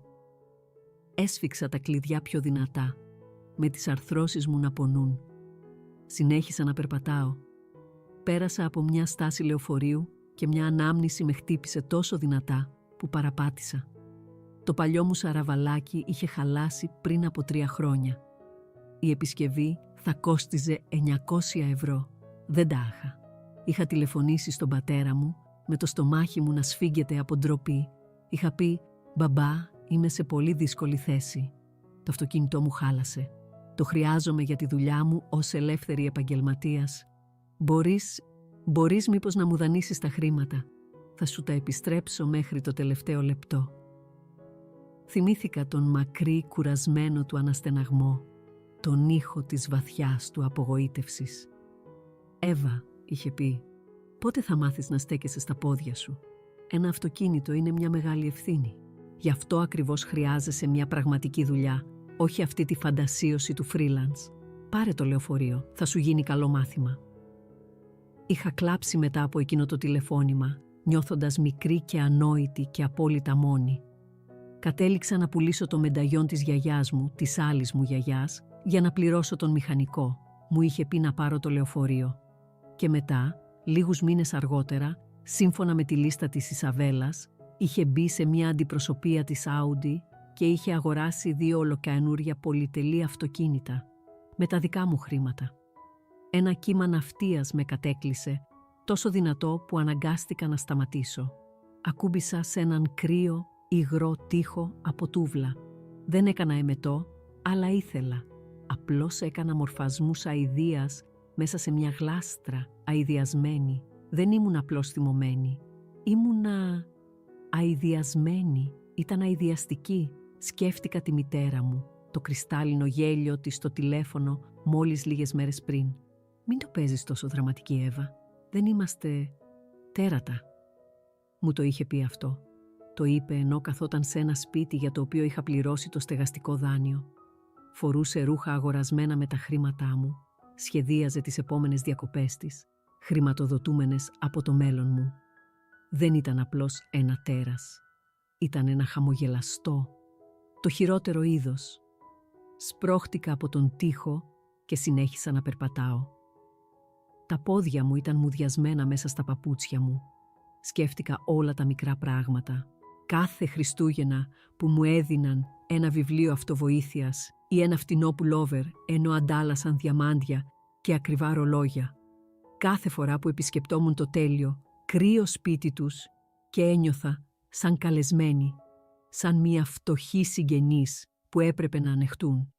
Ήμουν μια φτωχή συγγενής. Με είχαν κάνει εσκεμμένα μία. Δεν έκλεψαν απλώς τα χρήματά μου. Έκλεψαν τα 20 μου χρόνια. Έκλεψαν την ευκαιρία μου να ξεκινήσω τη δική μου επιχείρηση. Να αγοράσω ένα μικρό διαμέρισμα, να ταξιδέψω. Να είμαι νέα και να μην είμαι συνεχώς τρομοκρατημένη για την επόμενη πληρωμή του ενοικίου μου. Έκλεψαν την ασφάλειά μου. Έκλεψαν την αυτοπεποίθησή μου. Έκλεψαν τη σχέση μου μαζί τους. Μια σχέση που είχα προσπαθήσει τόσο απεγνωσμένα να διορθώσω. Είχα περάσει όλη την ενήλικη ζωή μου πιστεύοντας ότι εγώ ήμουν το πρόβλημα. Ότι δεν ήμουν αρκετά καλή ή αρκετά έξυπνη ή αρκετά φιλόδοξη. Ήταν όλα ένα ψέμα. Ένα μακρύ, σκληρό, σχολαστικά κατασκευασμένο ψέμα. Όταν έφτασα τελικά στο κτίριο του διαμερίσματός μου, ήταν πολύ μετά τα μεσάνυχτα. Η είσοδος μύριζε παλιό χαλί και απολυμαντικό. Ανέβηκα τις 4 σκάλες, με τα πόδια μου να πονούν από μια βαθιά κούραση. Στάθηκα μπροστά στην πόρτα μου. τη φτηνή μου πόρτα από νοβοπάν με το ξεφλουδισμένο χρώμα. Έβγαλα το δικό μου κλειδί από την τσέπη μου. Έμοιαζε τόσο μικρό και ασήμαντο δίπλα στα βαριά, ακριβά κλειδιά από τους γονείς μου. Άνοιξα την πόρτα. Η Χλόη κοιμόταν στον καναπέ με την τηλεόραση ανοιχτή σε χαμηλή ένταση. Με είχε περιμένει. Πρέπει να με άκουσε που μπήκα, γιατί τα μάτια της άνοιξαν απότομα. Σηκώθηκε με τα μαλλιά της ανακατεμένα. «Εύα, Θεέ μου, άργησες τόσο πολύ. Είσαι καλά. Πώς ήταν?» Σταμάτησε. Κοιτούσε το πρόσωπό μου. Πρέπει να έμοιαζα με φάντασμα. Δεν είπα τίποτα. Απλώς περπάτησα προς το μικρό τραπέζι της κουζίνας. Άνοιξα το χέρι μου και άφησα τα 2 σετ κλειδιά πάνω του. Χτύπησαν στο φτηνό ξύλο με ένα δυνατό, βαρύ κρότο. Η Χλόη κοίταξε τα κλειδιά. Είδε τα ασημένια μπρελόκ της Άουντι. Τι είναι αυτό?» ψιθύρισε. «Εύα, τι συνέβη?» Κάθισα. Ένιωθα άδεια. Της είπα τα πάντα. Από τη στιγμή που ο παππούς μου μπήκε στο εστιατόριο. Της είπα για την ερώτησή του. Ποιο καταπιστευματικό ταμείο? Της είπα για την ιδιωτική αίθουσα. Για τον Γιάννη και την Ισαβέλα. Της είπα τους αριθμούς. 3,5 εκατομμύρια. 200.000 έμειναν. Της είπα τη λίστα. Το στεγαστικό. Τα αυτοκίνητα. Η ανακαίνιση. Η προκαταβολή του 1,8 εκατομμυρίων ευρώ για ένα παραθαλάσσιο σπίτι στη Μύκονο. Η Χλόη απλώς καθόταν εκεί, με την έκφρασή της να αλλάζει από σύγχυση σε σοκ και σε λευκή, καυτή οργή. Τα μάτια της γέμισαν δάκρυα, αλλά ήταν θυμωμένα δάκρυα. Όταν τελείωσα, έμεινε σιωπηλή για πολλή ώρα. Απλώς κοιτούσε τα κλειδιά στο τραπέζι. «Σου έκλεψαν το μέλλον», είπε τελικά. Η φωνή της ήταν ένας ψίθυρος, αλλά ήταν πιο σκληρή από ατσάλι. «Εύα, σου έκλεψαν ολόκληρη τη ζωή». Κοίταξα τα κλειδιά. Ένιωσα κάτι να αλλάζει βαθιά μέσα μου. Το μούδιασμα άρχιζε να υποχωρεί. Το σοκ έσβηνε. Και κάτω από όλα αυτά δεν ήταν μόνο θλίψη. Ήταν κάτι άλλο. Κάτι κρύο και σκληρό και καθαρό. «Όχι μόνο το μέλλον μου, Χλόη», είπα. Η φωνή μου ήταν χαμηλή και σταθερή. Δεν έμοιαζε καν με τη δική μου. Μου έκλεψαν την πίστη μου. Μου έκλεψαν την ίδια την ιδέα τους. Η Χλόη με κοίταξε τελικά. «Εύα, τι θα κάνεις? Είσαι καλά? Θα έπρεπε να... δεν ξέρω, να ουρλιάζεις, να κλαις». Κούνησα το κεφάλι μου. «Δεν μπορώ. Δεν νιώθω λύπη. Νιώθω άδεια και νιώθω καθαρή. Δεν είχα κλάψει. Δεν θα έκλαιγα». Τα δάκρυα ήταν για τη λύπη. Αυτό ήταν κάτι εντελώς διαφορετικό. Αυτή ήταν μια ώρα της κρίσης. Η Χλόη έγνεψε αργά. Κατάλαβε. Σηκώθηκε και μου έφτιαξε ένα φλιτζάνι τσάι, τοποθετώντας το στα χέρια μου. «Εντάξει», είπε. «Εντάξει, τι ακολουθεί?» Ήπια το τσάι. Ήταν ζεστό και ήταν το πρώτο αληθινό πράγμα που είχα νιώσει εδώ και ώρες. Κοίταξα τα κλειδιά. Μετά κοίταξα το λάπτοπ μου, κλειστό στο τραπέζι. Οι γονείς μου με είχαν μάθει να χτίζω χαρακτήρα. Με είχαν μάθει να είμαι υπεύθυνη. Σηκώθηκα. Περπάτησα προς το τραπέζι και πήρα το λάπτοπ μου. Κάθισα ξανά και το άνοιξα. «Θα κάνω αυτό που με έμαθαν», είπα. Η Χλόη έμοιαζε μπερδεμένη. «Τι?» «Προϋπολογισμό». Κούνησα το κεφάλι μου καθώς άνοιγα ένα πρόγραμμα περιήγησης στο διαδίκτυο. «Όχι», είπα. «Θα σχεδιάσω». Δεν έψαξα για δουλειές. Δεν κοίταξα τον τραπεζικό μου λογαριασμό. Πληκτρολόγησα παραβίαση καταπιστευματικών καθηκόντων στη γραμμή αναζήτησης. Άρχισα να διαβάζω. Άρχισα να μαθαίνω. Με είχαν κάνει θύμα. Αλλά κάνοντάς το, με είχαν κάνει και κάτι άλλο. Με είχαν κάνει μάρτυρα. Και η νύχτα μόλις ξεκινούσε. Οι επόμενες 3 μέρες ήταν ένα κουκούλι σιωπής. Έμεινα μέσα στο διαμέρισμά μου. Δεν απαντούσα στο τηλέφωνό μου, το οποίο χτυπούσε ασταμάτητα με κλήσεις από αριθμούς που δεν αναγνώριζα, δικηγόροι αναμφίβολα, προσληφθέντες από τους γονείς μου. Απλώς το άφηνα να χτυπάει μέχρι να πάει στον τηλεφωνητή. Η Χλόη λειτουργούσε ως φύλακάς μου. Πήγαινε στη δουλειά, γυρνούσε με ψώνια και έλεγε «Ο κόσμος είναι ακόμα εκεί έξω. Είμαστε καλά». Δεν ήμουν σίγουρη αν θα ήμουν ποτέ ξανά καλά. Ήμουν κάτι νέο τώρα, ένα άτομο που είχε αδειάσει και καθαριστεί. Κοιμόμουνα, αλλά δεν ήταν ξεκούραστος ύπνος. Έτρωγα, αλλά δεν μπορούσα να γευτώ το φαγητό. Απλώς περίμενα. Την τρίτη μέρα, Δευτέρα, εμφανίστηκε ένα email στα εισερχόμενά μου. Δεν ήταν από τον παππού μου, ήταν από την Ισαβέλα Λαμπρινού, τη συνεργάτιδά του. Το email ήταν σύντομο και περιεκτικό. «Εύα, ο κύριος Βρανάς ζητά την παρουσία σου στο γραφείο του. 10 το πρωί αύριο. Ένα αυτοκίνητο θα σε περιμένει στις 9. Δεν ήταν πρόσκληση. Ήταν κλήτευση. Εκείνο το βράδυ σιδέρωσα τη μοναδική μου καλή μπλούζα. Έστρωσα το ένα μου ζευγάρι μαύρα παντελόνια. Δεν ντυνόμουν για να υποδηθώ. Δεν προσπαθούσα να είμαι η υπάκουη κόρη. Ντυνόμουν για μάχη. Το αυτοκίνητο, ένα μαύρο, αθόρυβο σεντάν, ήταν εκεί στις 9 το πρωί ακριβώς. Ο οδηγός δεν μίλησε, απλώς μου κράτησε την πόρτα. Οδηγήσαμε στο κέντρο, στην καρδιά της οικονομικής συνοικίας. Σταματήσαμε μπροστά σε έναν ουρανοξύστη από γυαλί και ατσάλι που φαινόταν να τρυπάει τα σύννεφα. Η Ισαβέλα με περίμενε στην είσοδο. «Δεσποινής οικονόμου», είπε, με τη φωνή της επαγγελματική αλλά όχι αφιλόξενη. «Σας περιμένουν πάνω». Ανεβήκαμε με το ασανσέρ τόσο γρήγορα που τα αυτιά μου βούηξαν. Πήγαμε στον τελευταίο όροφο, τον 50ο. Οι πόρτες άνοιξαν σε έναν χώρο που ήταν όλο γυαλί, ατσάλι και σιωπηλή δύναμη. Τα πατώματα ήταν από γκρι σχιστόλιθο. Το μόνο χρώμα προερχόταν από την πανοραμική θέα του ορίζοντα της πόλης. Η Ισαβέλα με οδήγησε σε έναν μακρύ διάδρομο προς μια τεράστια αίθουσα συσκέψεων. Το τραπέζι ήταν ένα ενιαίο τεράστιο κομμάτι σκούρου ξύλου που θα μπορούσε να χωρέσει 30 άτομα. Και στο μακρινό άκρο, φαινομενικά μικρή μπροστά στο γιγαντιαίο παράθυρο, ήταν οι γονείς μου. Έμοιαζαν απέσια. Το ακριβό κοστούμι του πατέρα μου ήταν τσαλακωμένο.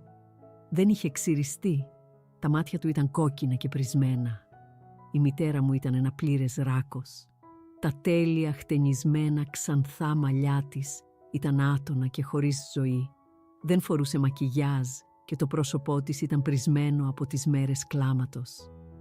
Αυτή δεν ήταν η γυαλιστερή, τέλειη οικονόμου από το εστιατόριο.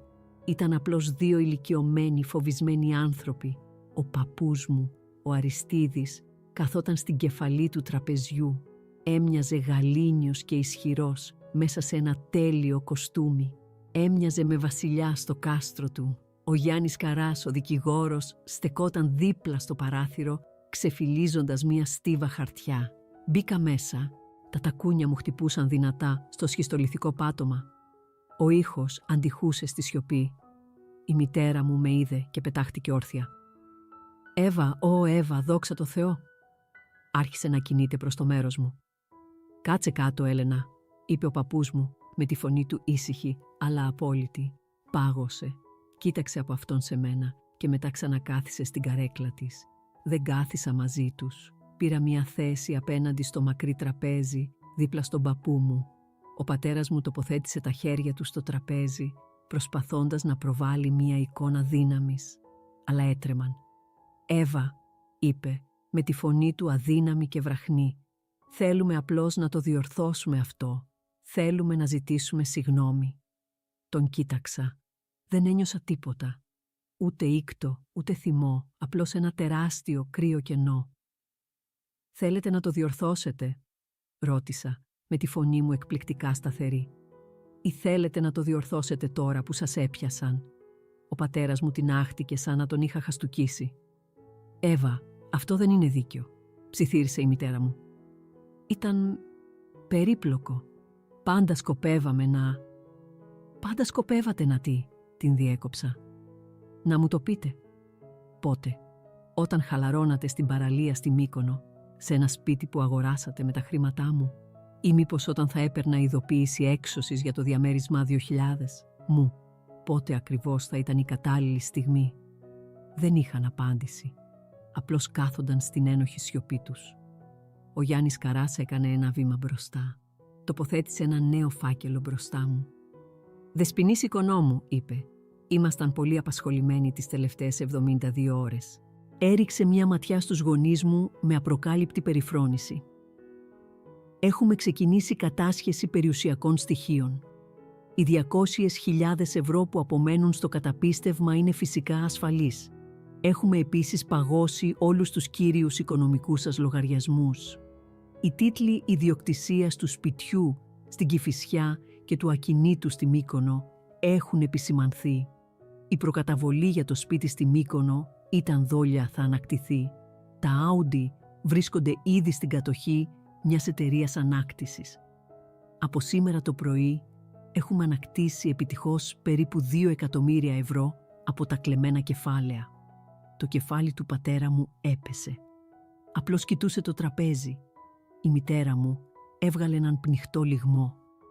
Και τότε έκανε το μόνο πράγμα που ήξερε να κάνει. Επιτέθηκε. «Εσύ», ούρλιαξε δείχνοντας με ένα τρεμάμενο δάχτυλο προς εμένα. «Πώς μπόρεσες να μας το κάνεις αυτό? Το κάναμε για σένα». Απλώς την κοίταξα με την έκφρασή μου αδιάβαστη. «Για μένα». «Ναι, για σένα». Έκλαψε με τη φωνή της να υψώνεται ιστερικά. Έκλαιγε με λυγμούς, αλλά ήταν μία παράσταση. Ήξερα το ψεύτικο κλάμα της. Αυτό ήταν για ένα κοινό του ενός.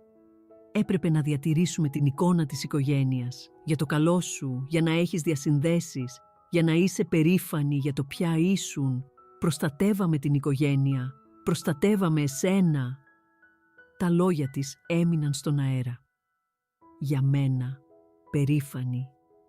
Σκέφτηκα το γέλιο της για τη δύσκολη θέση μου στο τηλέφωνο. Σκέφτηκα το βιβλίο προϋπολογισμού. Σκέφτηκα όλες τις νύχτες που είχα φάει στιγμιαία νούντλς και είχα κλάψει πάνω από τα αντίγραφα κίνησης του φοιτητικού μου δανείου. Η φωνή μου, όταν μίλησα τελικά, ήταν τόσο ήσυχη που όλοι έπρεπε να σκύψουν για να ακούσουν. «Οι γονείς προστατεύουν», είπα, κοιτάζοντας την κατευθείαν στα μάτια. «Δεν λαιλατούν», τινάχτηκε. «Δεν το κάνατε αυτό για μένα», είπα, με τη φωνή μου να δυναμώνει. «Το κάνατε για μια κουζίνα, το κάνατε για ένα αυτοκίνητο, το κάνατε γιατί είστε τόσο άδειοι μέσα σας που έπρεπε να γεμίσετε το σπίτι σας με το μέλλον μου. Με αφήσατε να πνιγώ, με αφήσατε να σας παρακαλάω για βοήθεια και δεν κάνατε τίποτα. Δεν το κάνατε για την οικογένεια, το κάνατε για τον εαυτό σας». Η αίθουσα ήταν νεκρική σιγή. Ο παππούς μου, που δεν είχε πει λέξη, γύρισε τελικά. Δεν κοίταξε τον γιο του. Με κοίταξε. Το πρόσωπό του ήταν λυπημένο, αλλά τα μάτια του ήταν περήφανα. «Η απόφαση είναι δική σου, Εύα», είπε με τη φωνή του χαμηλή. Τα κεφάλια των γονιών μου σηκώθηκαν απότομα. Τον κοίταξαν και μετά εμένα. Ακατέργαστος, ζωώδης φόβος ήταν στα μάτια τους. Τι απόφαση?» τράβλησε ο πατέρας μου. «Ο Γιάννης έχει ετοιμάσει 2 επιλογές», είπε ο παππούς μου, ενώνοντας τις άκρες των δαχτύλων του. «Επιλογή πρώτη. Υπογράφεται την παραχώρηση κάθε εναπομείναντος περιουσιακού στοιχείου. Τα σπίτια, οι λογαριασμοί, τα συνταξιοδοτικά ταμεία, τα πάντα. Θα σας μείνει μια μικρή, κρατικά προβλεπόμενη σύνταξη. Θα ζείτε, αλλά δεν θα έχετε τίποτα άλλο. Θα υπογράψετε μια πλήρη ομολογία και θα το χειριστούμε ήσυχα. Δεν θα αντιμετωπίσετε ποινικές κατηγορίες». Έκανε μια παύση. Επιλογή δεύτερη. Προχωράμε με κατηγορίες. Ο Γιάννης θα επικοινωνήσει με τον εισαγγελέα, ο οποίος περιμένει το τηλεφώνημά του. Θα κατηγορηθείτε για οικονομική απάτη, υπεξαίρεση σε βαθμό κακουργήματος και παραβίαση καταπιστευματικών καθηκόντων. Πολύ πιθανόν να πάτε φυλακή, με κοίταξε. Η επιλογή είναι δική σου, Εύα, να προχωρήσεις με κατηγορίες ή να τους αφήσεις να φύγουν. Η μητέρα μου άρχισε να υπεραερίζεται. «Εύα, όχι, σε παρακαλώ, γλυκιά μου. Είμαι η μητέρα σου. Δεν μπορείς να μας στείλεις φυλακή. Είμαστε οικογένεια», παρακαλούσε. Η σπουδαία Έλενα οικονόμου, που νοιαζόταν τόσο πολύ για τις εμφανίσεις, με παρακαλούσε. Ο πατέρας μου απλώς καθόταν εκεί, κοιτάζοντάς με το πρόσωπό του χλωμό και γυαλιστερό από τον ιδρώτα. Αυτό ήταν. Αυτή ήταν η στιγμή μου. Η μία πραγματική επιλογή που μου είχε δοθεί ποτέ στη ζωή μου. Μπορούσα να είμαι καλή. Μπορούσα να είμαι η καλή κόρη για μια τελευταία φορά. Μπορούσα να τους αφήσω να φύγουν και απλώς να πάρω τα χρήματα. Αλλά μετά σκέφτηκα τη λέξη «οικογένεια». Σκέφτηκα τι υποτίθεται ότι σήμαινε και σκέφτηκα σε τι την είχαν μετατρέψει. Ένα όπλο, μια δικαιολογία, μια ασπίδα για τη δική τους απληστία. Κοίταξα τη μητέρα μου, κοίταξα τον πατέρα μου. «Με αφήσατε χωρίς τίποτα», είπα, με τη φωνή μου καθαρή και κρύα. «Όταν δεν είχα τίποτα, με αφήσατε. Μου είπατε να προσπαθήσω να είμαι χαρούμενη». Σηκώθηκα. «Οπότε μπορούν να ζήσουν με το ίδιο. Καταθέστε τις κατηγορίες». Ο παππούς μου δεν δίστασε. Δεν ανοιγόκλεισε καν τα μάτια του. Τη στιγμή που οι λέξεις «καταθέστε τις κατηγορίες» βγήκαν από το στόμα μου, έγνεψε μονολεκτικά και αποφασιστικά. Κοίταξε τον Γιάννη Καρά. «Γιάννη», είπε, «δώσε την εντολή». Ο Γιάννης Καράς πήρε το κινητό του τηλέφωνο. Πάτησε ένα μόνο κουμπί στην οθόνη του. «Κατάθεσέ την», είπε στο τηλέφωνο και μετά το έκλεισε. Η οριστικότητα της πράξης ήταν βίαιη. Είχε γίνει. Η μητέρα μου κατάλαβε τι μόλις είχε συμβεί. Η παράσταση είχε τελειώσει. Οι παρακλήσεις είχαν τελειώσει. Ξέσπασε σε έναν θρήνο που δεν ήταν ανθρώπινος. Ήταν ένας ζωώδης ήχος, ο ήχος κάποιου πλάσματος που παγιδεύεται και στριμώχνεται. «Όχι», ούρλιαξε. «Όχι, δεν μπορείς, Εύα. Δεν μπορείς να το κάνεις αυτό. Είμαι η μητέρα σου». Όρμησε πάνω από το τραπέζι, προσπαθώντας να με αρπάξει, με τα χέρια της σαν νύχια. Το πρόσωπό της ήταν παραμορφωμένο και άσχημο. Δεν την άχτηκα καν. Απλώς έκανα ένα βήμα πίσω. Η Ισαβέλα και ο Γιάννης ήταν εκεί αμέσως, χωρίς να την αγγίζουν, αλλά σχηματίζοντας ένα φράγμα.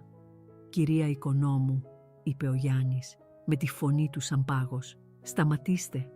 «Εσύ το έκανες αυτό?» Μου ούρλιαξε με το πρόσωπό της κόκκινο και συσπασμένο. Όλη η ομορφιά, όλη η γυαλάδα είχε αφαιρεθεί. Αυτός ήταν ο πραγματικός άνθρωπος από κάτω. «Εσύ, αχάριστη, εσύ». Ο πατέρας μου απλώς καθόταν εκεί. Ήταν ένα φάντασμα. Κοιτούσε στο κενό προς τον ορίζοντα της πόλης. Είχε αποσυνδεθεί. Ήταν ένα άδειο κέλυφος. Όλη του η έπαρση, όλες του οι διαλέξεις για το χαρακτήρα, ήταν όλα απλώς αέρας κοπανιστός. Ήταν ένας δειλός. «Ασφάλεια», είπε ο Γιάννης σε μια ενδοεπικοινωνία στο τραπέζι. Δύο ένστολοι φρουροί ασφαλείας που προφανώς περίμεναν ακριβώς έξω, μπήκαν στην αίθουσα. Ήταν μεγάλοι, ήρεμοι άντρες. «Ο Κώστας και η Έλενα Οικονόμου πρέπει να συνοδευτούν έξω από το κτίριο», τους έδωσε εντολή ο Γιάννης. Η μητέρα μου ακόμα ούρλιαζε. «Θα το μετανιώσεις, Εύα, θα μείνεις ολομόναχη, δεν θα έχεις κανέναν, θα το μετανιώσεις αυτό». Οι φρουροί την έπιασαν από τα χέρια. Πάλεψε, αλλά ήταν αδύναμη. Καθώς την τραβούσαν έξω από την αίθουσα, γύρισε το κεφάλι της με τα μάτια της γεμάτα ένα δηλητήριο που δεν είχα ξαναδεί ποτέ. «Θα το μετανιώσεις», ψιθύρισε με τη φωνή της ένα δηλητηριώδες σφύριγμα. Αντάλλαξα το βλέμμα της. Η καρδιά μου χτυπούσε δυνατά στο στήθος μου, αλλά η φωνή μου ήταν σταθερή. «Για μια φορά στη ζωή μου», είπα, «δεν θα το μετανιώσω». Την έσυραν έξω. Οι φρουροί χρειάστηκε να βοηθήσουν τον πατέρα μου να σηκωθεί. Κινούνταν σαν μαριονέτα με κομμένα τα νήματα. Δεν με κοίταξε. Δεν κοίταξε τον ίδιο του τον πατέρα. Απλώς τους άφησε να τον οδηγήσουν μακριά. Η βαριά πόρτα της αίθουσας συσκέψεων έκλεισε με ένα κλικ. Και τότε υπήρξε σιωπή. Ήταν η πιο δυνατή σιωπή που είχα ακούσει ποτέ. Ο μόνος ήχος ήταν ο αχνός βόμβος της πόλης, 50 ορόφους κάτω. Όλη η δύναμη που είχα, όλη η κρύα, σκληρή διάβγεια, ξαφνικά εξατμίστηκε. Τα πόδια μου έγιναν σαν νερό. Άρπαξα την πλάτη μιας καρέκλας για να σταθεροποιηθώ και κάθισα. Βαριά, έτρεμα. Ολόκληρο το σώμα μου έτρεμε από την αδρεναλίνη και το σοκ. Ένιωθα άδεια. Είχα κερδίσει. Οι κατηγορίες είχαν κατατεθεί. Η δικαιοσύνη ήταν σε κίνηση. Δεν είχα κλάψει. Δεν είχα ουρλιάξει. Ήμουνα δυνατή. αλλά δεν ένιωθα δυνατή, δεν ένιωθα νικήτρια, δεν ένιωθα χαρούμενη, απλώς ένιωθα άδεια. Έβαλα το κεφάλι μου στα χέρια μου, ακόμα δεν έκλαψα, απλώς επικεντρώθηκα στην αναπνοή. Μόλις είχα βάλει φωτιά σε ολόκληρη τη ζωή μου. Μόλις είχα στείλει τους ίδιους μου τους γονείς για να συλληφθούν. Δεν υπήρχε επιστροφή από αυτό. Ήμουν ορφανή από δική μου επιλογή. Ο παππούς μου έμεινε σιωπηλός για πολλή ώρα. Μετά τον ένιωσα να έρχεται και να στέκεται πίσω μου. Έβαλε ένα μεγάλο ζεστό χέρι στον ώμο μου. «Πάμε, Εύα», είπε με τη φωνή του ήσυχη. Δεν είπαμε άλλη λέξη στην αίθουσα συσκέψεων. Περπατήσαμε προς το ασανσέρ. Η Ισαβέλα και ο Γιάννης έμειναν πίσω, αναμφίβολα, για να διαχειριστούν τις συνέπειες. Κατεβήκαμε με το όμορφο γυάλινο ασανσέρ σε απόλυτη σιωπή. Περπατήσαμε μέσα από την εκπληκτική, κρύα μαρμάρινη είσοδο. Άνθρωποι με ακριβά κοστούμια περνούσαν βιαστικά δίπλα μας, μιλώντας στα τηλέφωνά τους, φαινομενικά σημαντικοί. Δεν είχαν ιδέα ότι ο κόσμος μου μόλις είχε τελειώσει και αρχίσει την ίδια ώρα. Βγήκαμε στο δρόμο, ο θόρυβος της πόλης ήταν μια ξαφνική επίθεση. Αυτοκίνητα που κορνάριζαν, άνθρωποι που μιλούσαν. Ήταν απλώς μια συνηθισμένη Τρίτη. Ο παππούς μου δεν με έβαλε σε αυτοκίνητο. Απλώς άρχισε να περπατάει και εγώ τον ακολούθησα. Περπατήσαμε για ένα ολόκληρο τετράγωνο πριν μιλήσει, με τα μάτια του στους περαστικούς. «Η δικαιοσύνη σπάνια φέρνει ευχαρίστηση, Εύα», είπε με τη φωνή του χαμηλή. «Δεν είναι όπως στις ταινίες, δεν είναι γιορτή». Έκανε μια παύση, παίρνοντας μια βαθιά ανάσα από τον αέρα της πόλης. «Είναι απλώς απαραίτητη.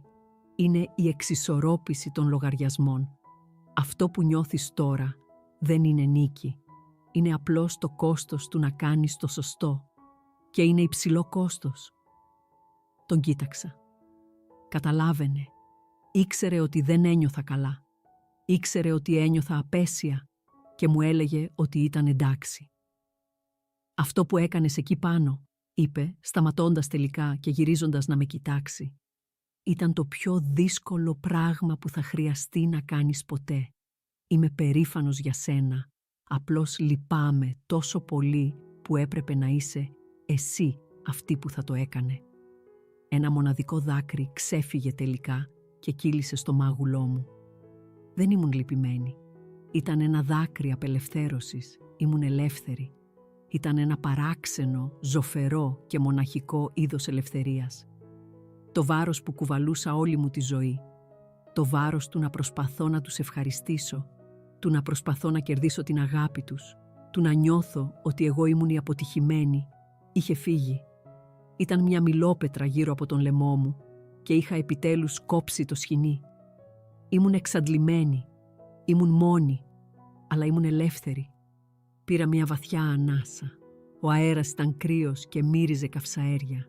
Ήταν η καλύτερη ανάσα που είχα πάρει ποτέ στη ζωή μου.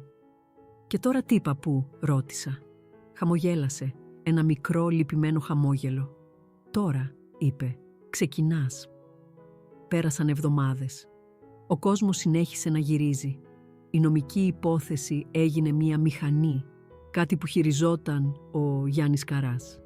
Ήταν ένα διαφορετικό κομμάτι της ζωής μου, ένας ζωφερός αλλά απαραίτητος θόρυβος στο παρασκήνιο. Είχα χρήματα τώρα. Όχι όλα, όχι ακόμα. Αλλά ο Γιάννης είχε ανοίξει ένα νέο τραπεζικό λογαριασμό για μένα. Οι 200.000 ευρώ από το αρχικό καταπίστευμα ήταν μέσα. Ήταν περισσότερα χρήματα από όσα είχα δει ποτέ στη ζωή μου. Το πρώτο πράγμα που έκανα ήταν να αποπληρώσω το φοιτητικό μου δάνειο των 80.000 ευρώ με μια ενιαία τεράστια πληρωμή. Η γυναίκα στο τηλέφωνο επιβεβαίωσε ότι το υπόλοιπο ήταν πλέον μηδενικό και εγώ απλώς καθόμουν εκεί σιωπηλή. 10 χρόνια της ζωής μου, ένα βουνό χρέους, σβήστηκαν σε 10 δευτερόλεπτα. Έδωσα στη Χλόη μια επιταγή για να αποπληρώσει τα δικά της δάνεια. Έκλαψε και την κράτησα στην αγκαλιά μου. Πλήρωσα το ενοίκιό μας για τον επόμενο χρόνο. Αλλά ακόμα ζούσα στο ίδιο μικροσκοπικό διαμέρισμα. Δεν ήξερα πώς να είμαι πλούσια. Ήξερα μόνο πως να μην είμαι φτωχή. Τότε, περίπου 1 μήνα μετά τη συνάντηση στην αίθουσα συσκέψεων, δέχτηκα ένα τηλεφώνημα από τον Γιάννη. «Δεσποινής οικονόμου», είπε. «Έχουμε εξασφαλίσει ένα ακόμη περιουσιακό στοιχείο. Ένα διαμέρισμα στο Κολονάκι. Αγοράστηκε πριν από 2 χρόνια με κεφάλαια του καταπιστεύματος. Οι γονείς σας είχαν ενοικιαστές μέσα. Τον μοίκιαζαν». Αναγκάστηκα να γελάσω. Φυσικά και το έκαναν. Δεν έκλεβαν απλώς. Αποκόμιζαν κέρδος. «Οι ενοικιαστές έφυγαν», συνέχισε. «Το ακίνητο είναι δικό σας. Τα κλειδιά είναι στον θυρωρό. Προτείνω να πάτε να το δείτε». Πήρα ένα ταξί. Δεν ήξερα καν τη διεύθυνση. Ήμουν νευρική. Αυτό έμοιαζε διαφορετικό από το σπίτι στην Κηφισιά. Το σπίτι στην Κηφισιά ήταν το σπίτι τους, γεμάτο με τα φαντάσματά τους και τα ψέματά τους. Πολλούνταν όλη η κρύα, νεκρή τελειότητά του βγαίνοντας σε πληστηριασμό. Αλλά αυτό ήταν ένα διαμέρισμα, στην πόλη. Το ταξί σταμάτησε μπροστά σε ένα όμορφο παλιό κτίριο από τούβλα. Ήταν κλασική Αθήνα, με μια πράσινη τέντα και έναν θυρωρό με άψογη στολή. Μπήκα μέσα. Η είσοδος ήταν ζεστή και φιλόξενη, με ξύλινες επενδύσεις και απαλό φωτισμό. «Μπορώ να σας βοηθήσω, Δεσποινής?» ρώτησε ο θυρωρός. Ήταν ένας ηλικιωμένος άντρας, με ευγενικά μάτια. «Εγώ είμαι η Εύα Οικονόμου», είπα. Νομίζω ότι είμαι η νέα ιδιοκτήτρια του διαμερίσματος 8Α. Το πρόσωπό του φωτίστηκε με ένα ευγενικό επαγγελματικό χαμόγελο. «Α, ναι, Δεσποινής Οικονόμου, σας περιμέναμε», τηλεφώνησε το γραφείο του κυρίου Καρά. «Καλώς ήρθατε σπίτι. Καλώς ήρθατε σπίτι». Τα λόγια με χτύπησαν δυνατά. Ποτέ δεν είχα νιώσει πραγματικά ότι είχα σπίτι. Μου έδωσε ένα νέο σετ κλειδιά. Πήρα το ασανσέρ για τον 8ο όροφο και περπάτησα στον ήσυχο, μοκετοστρωμένο διάδρομο. Στάθηκα μπροστά στην πόρτα του 8Α, με το χέρι μου να τρέμει καθώς έβαζα το κλειδί στην κλειδαριά. Γύρισε ομαλά. Άνοιξα την πόρτα και απλώς σταμάτησα. Ήταν άδειο.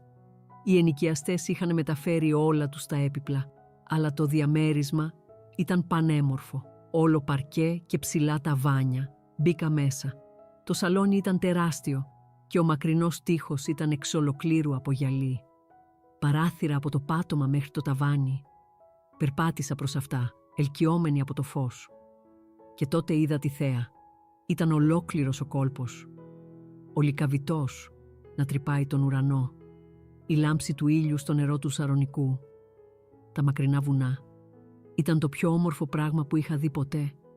Το διαμέρισμα μύριζε αμυδρά σανδαλόξυλο και βανίλια, το χαρακτηριστικό άρωμα της μητέρας μου. Είχαν έρθει εδώ, είχαν στήσει αυτό το μέρος. Είχαν σταθεί εδώ, κοιτάζοντας ακριβώς αυτή τη θέα, ενώ εγώ ήμουν στην άλλη πλευρά της πόλης, μετρώντας λεπτά για τα ψώνια. Περπάτησα μέσα στα άδεια δωμάτια, μια μεγάλη κουζίνα με μαρμάρινους πάγκους, 2 υπνοδωμάτια, 2 μπάνια, ένα μικρό γραφείο. Στο γραφείο άνοιξα ένα σιρτάρι. Έχουν ξεχάσει κάτι. Ένας απλός φάκελος. Τον άνοιξα. Ήταν ένα μισθωτήριο συμβόλαιο. Νίκιαζαν αυτό το διαμέρισμα για 12.000 ευρώ τον μήνα. 12.000 ευρώ τον μήνα. Εισέπραταν αυτό, πέρα από όλα τα άλλα που είχαν πάρει. Στάθηκα στη μέση του άδειου σαλονιού, κρατώντας τα χαρτιά του μισθωτηρίου.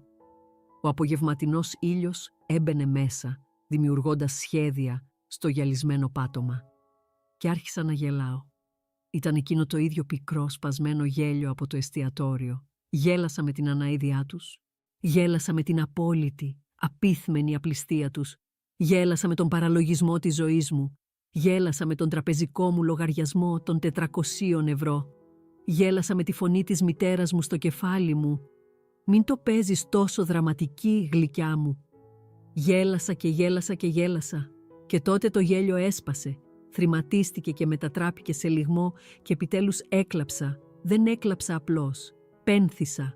Κατέρευσα στο πάτωμα, ακριβώς σε μία λωρίδα ηλιαχτίδας και έκλαψα για τα πάντα. Έκλαψα για το κορίτσι που έτρωγε στιγμιαία νούντλς για βραδινό. Έκλαψα για το κορίτσι που αναγκάστηκε να πουλήσει το μενταγιόν της γιαγιάς της. Έκλαψα για τους γονείς που ποτέ δεν είχα πραγματικά. Έκλαψα για την οικογένεια που δεν ήταν τίποτα άλλο παρά ένα ψέμα. Τους πένθησα. Πένθησα για ολόκληρη την άδεια, τραγική παράσταση. Έκλαψα μέχρι που δεν μου έμεινε τίποτα, μέχρι που απλώς καθόμουν εκεί στο πάτωμα, με το πρόσωπό μου ένα χάλι, νιώθοντας άδεια και ομή. Είχα στείλει μήνυμα στη Χλόη με τη διεύθυνση. 1 ώρα αργότερα, άκουσα ένα κλειδί στην πόρτα. Μπήκε μέσα. Περπάτησε στο σαλόνι κρατώντας 1 σακούλα με φαγητό από έξω και με είδε στο πάτωμα. Είδε τη θέα. Τα μάτια της γούρλωσαν. «Λοιπόν», είπε απαλά, «αυτό είναι πολύ». Ήρθε και κάθισε στο πάτωμα μπροστά μου. Δεν προσπάθησε να με αγκαλιάσει. Απλώς κάθισε μαζί μου. «Σου ανήκει πραγματικά αυτό?» ρώτησε. Έγνεψα.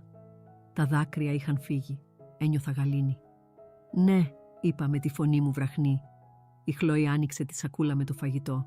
Ήταν κινέζικο, το αγαπημένο μου. «Λοιπόν», είπε, «δεν μπορούμε να σε αφήσουμε να φας το πρώτο σου γεύμα στο νέο σου άδειο παλάτι ολομόναχη. Δεν χρησιμοποιήσαμε την κουζίνα». Καθίσαμε στο παρκέ στη μέση του τεράστιου άδειου σαλονιού. Φάγαμε κοτόπουλο κούγκ πάο και ρύζι από τα μικρά λευκά κουτιά.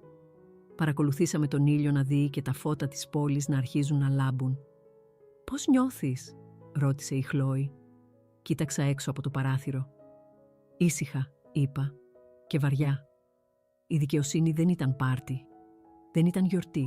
Ήταν απλώς ήσυχη και ήταν βαριά, αλλά ήταν δική μου.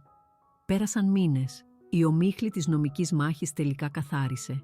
Οι γονείς μου δήλωσαν ένοχοι. Ο παππούς μου, όπως αποδείχθηκε, ήταν ελεήμων με τον δικό του τρόπο. Έβαλε τον Γιάννη να κάνει μια συμφωνία. Δεν θα πήγαιναν φυλακή.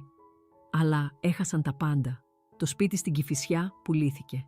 Το ακίνητο στη Μύκονο κατασχέθηκε. Τα αυτοκίνητα, τα έργα τέχνης, τα κοσμήματα, όλα ρευστοποιήθηκαν. Όλα μπήκαν πίσω στο καταπίστευμα. Στο δικό μου καταπίστευμα. Έπαιρνα ενημερώσεις από τον Γιάννη. Οι γονείς μου ζούσαν σε ένα μικρό ενοικιαζόμενο διαμέρισμα κάπου στα προάστια. Τα ονόματά τους είχαν εξαφανιστεί από όλα τα κοινωνικά μητρώα. Οι φίλοι τους είχαν σταματήσει να τηλεφωνούν. Είχαν γίνει ασήμαντοι. Είχαν χτίσει ολόκληρο τον κόσμο τους πάνω σε μία εικόνα και όταν η εικόνα ράγισε δεν έμεινε τίποτα από κάτω. Δεν γιόρτασα την πτώση τους. Δεν τους σκεφτόμουν καθόλου αν μπορούσα να το αποφύγω. Ήμουν πολύ απασχολημένη. Ξεκίνησα τη δική μου εταιρεία σχεδιασμού Hastings Design. Ήταν ένα απλό, ειλικρινές όνομα. Ο παππούς μου έκανε μερικές συστάσεις. Με έφερε σε επαφή με ανθρώπους που χρειάζονταν καλή δουλειά. Οι διασυνδέσεις του άνοιξαν τις πόρτες, αλλά το ταλέντο μου ήταν αυτό που με κράτησε στο χώρο. Ήμουνα καλή στη δουλειά μου. Πάντα ήμουνα καλή. Η διαφορά ήταν ότι τώρα δεν δούλευα από φόβο. Δεν ήμουν απελπισμένη. Ήμουν επιλεκτική. Αναλάμβανα project για τα οποία είχα πάθος. Δούλευα από το όμορφο, ηλιόλουστο διαμέρισμά μου με τη θέα του κόλπου. Ήμουν ξανά ελεύθερη επαγγελματίας, αλλά αυτή τη φορά ήταν από επιλογή, όχι για επιβίωση. Ο παππούς μου με επισκεπτόταν συχνά. Ερχόταν τα πρωινά της Κυριακής και του έφτιαχνα καφέ. Στο σπίτι μου δεν ήταν ο επιβλητικός μεγιστάνας από την αίθουσα συσκέψεων. Ήταν απλώς ο Αριστίδης, ο παππούς μου. Καθόταν στο νέο, άνετο καναπέ μου ένα πρωί, κοιτάζοντας έξω από το παράθυρο. Έμοιαζε γαλήνιος. «Ξέρεις», είπε κρατώντας την κούπα του καφέ, «έκανες αυτό που εγώ ποτέ δεν μπόρεσα». Τον κοίταξα. «Τι εννοείς?» «Πάντα ήξερα ότι ο πατέρας σου ήταν αδύναμος», είπε με τη φωνή του διαποτισμένη από μια παλιά θλίψη. «Ήξερα τι ήταν η μητέρα σου, το έβλεπα για χρόνια και το αγνοούσα. Συνέχισα να του δίνω δεύτερες ευκαιρίες. Συνέχισα να τον βγάζω από τα λάθη του, ελπίζοντας ότι θα άλλαζε.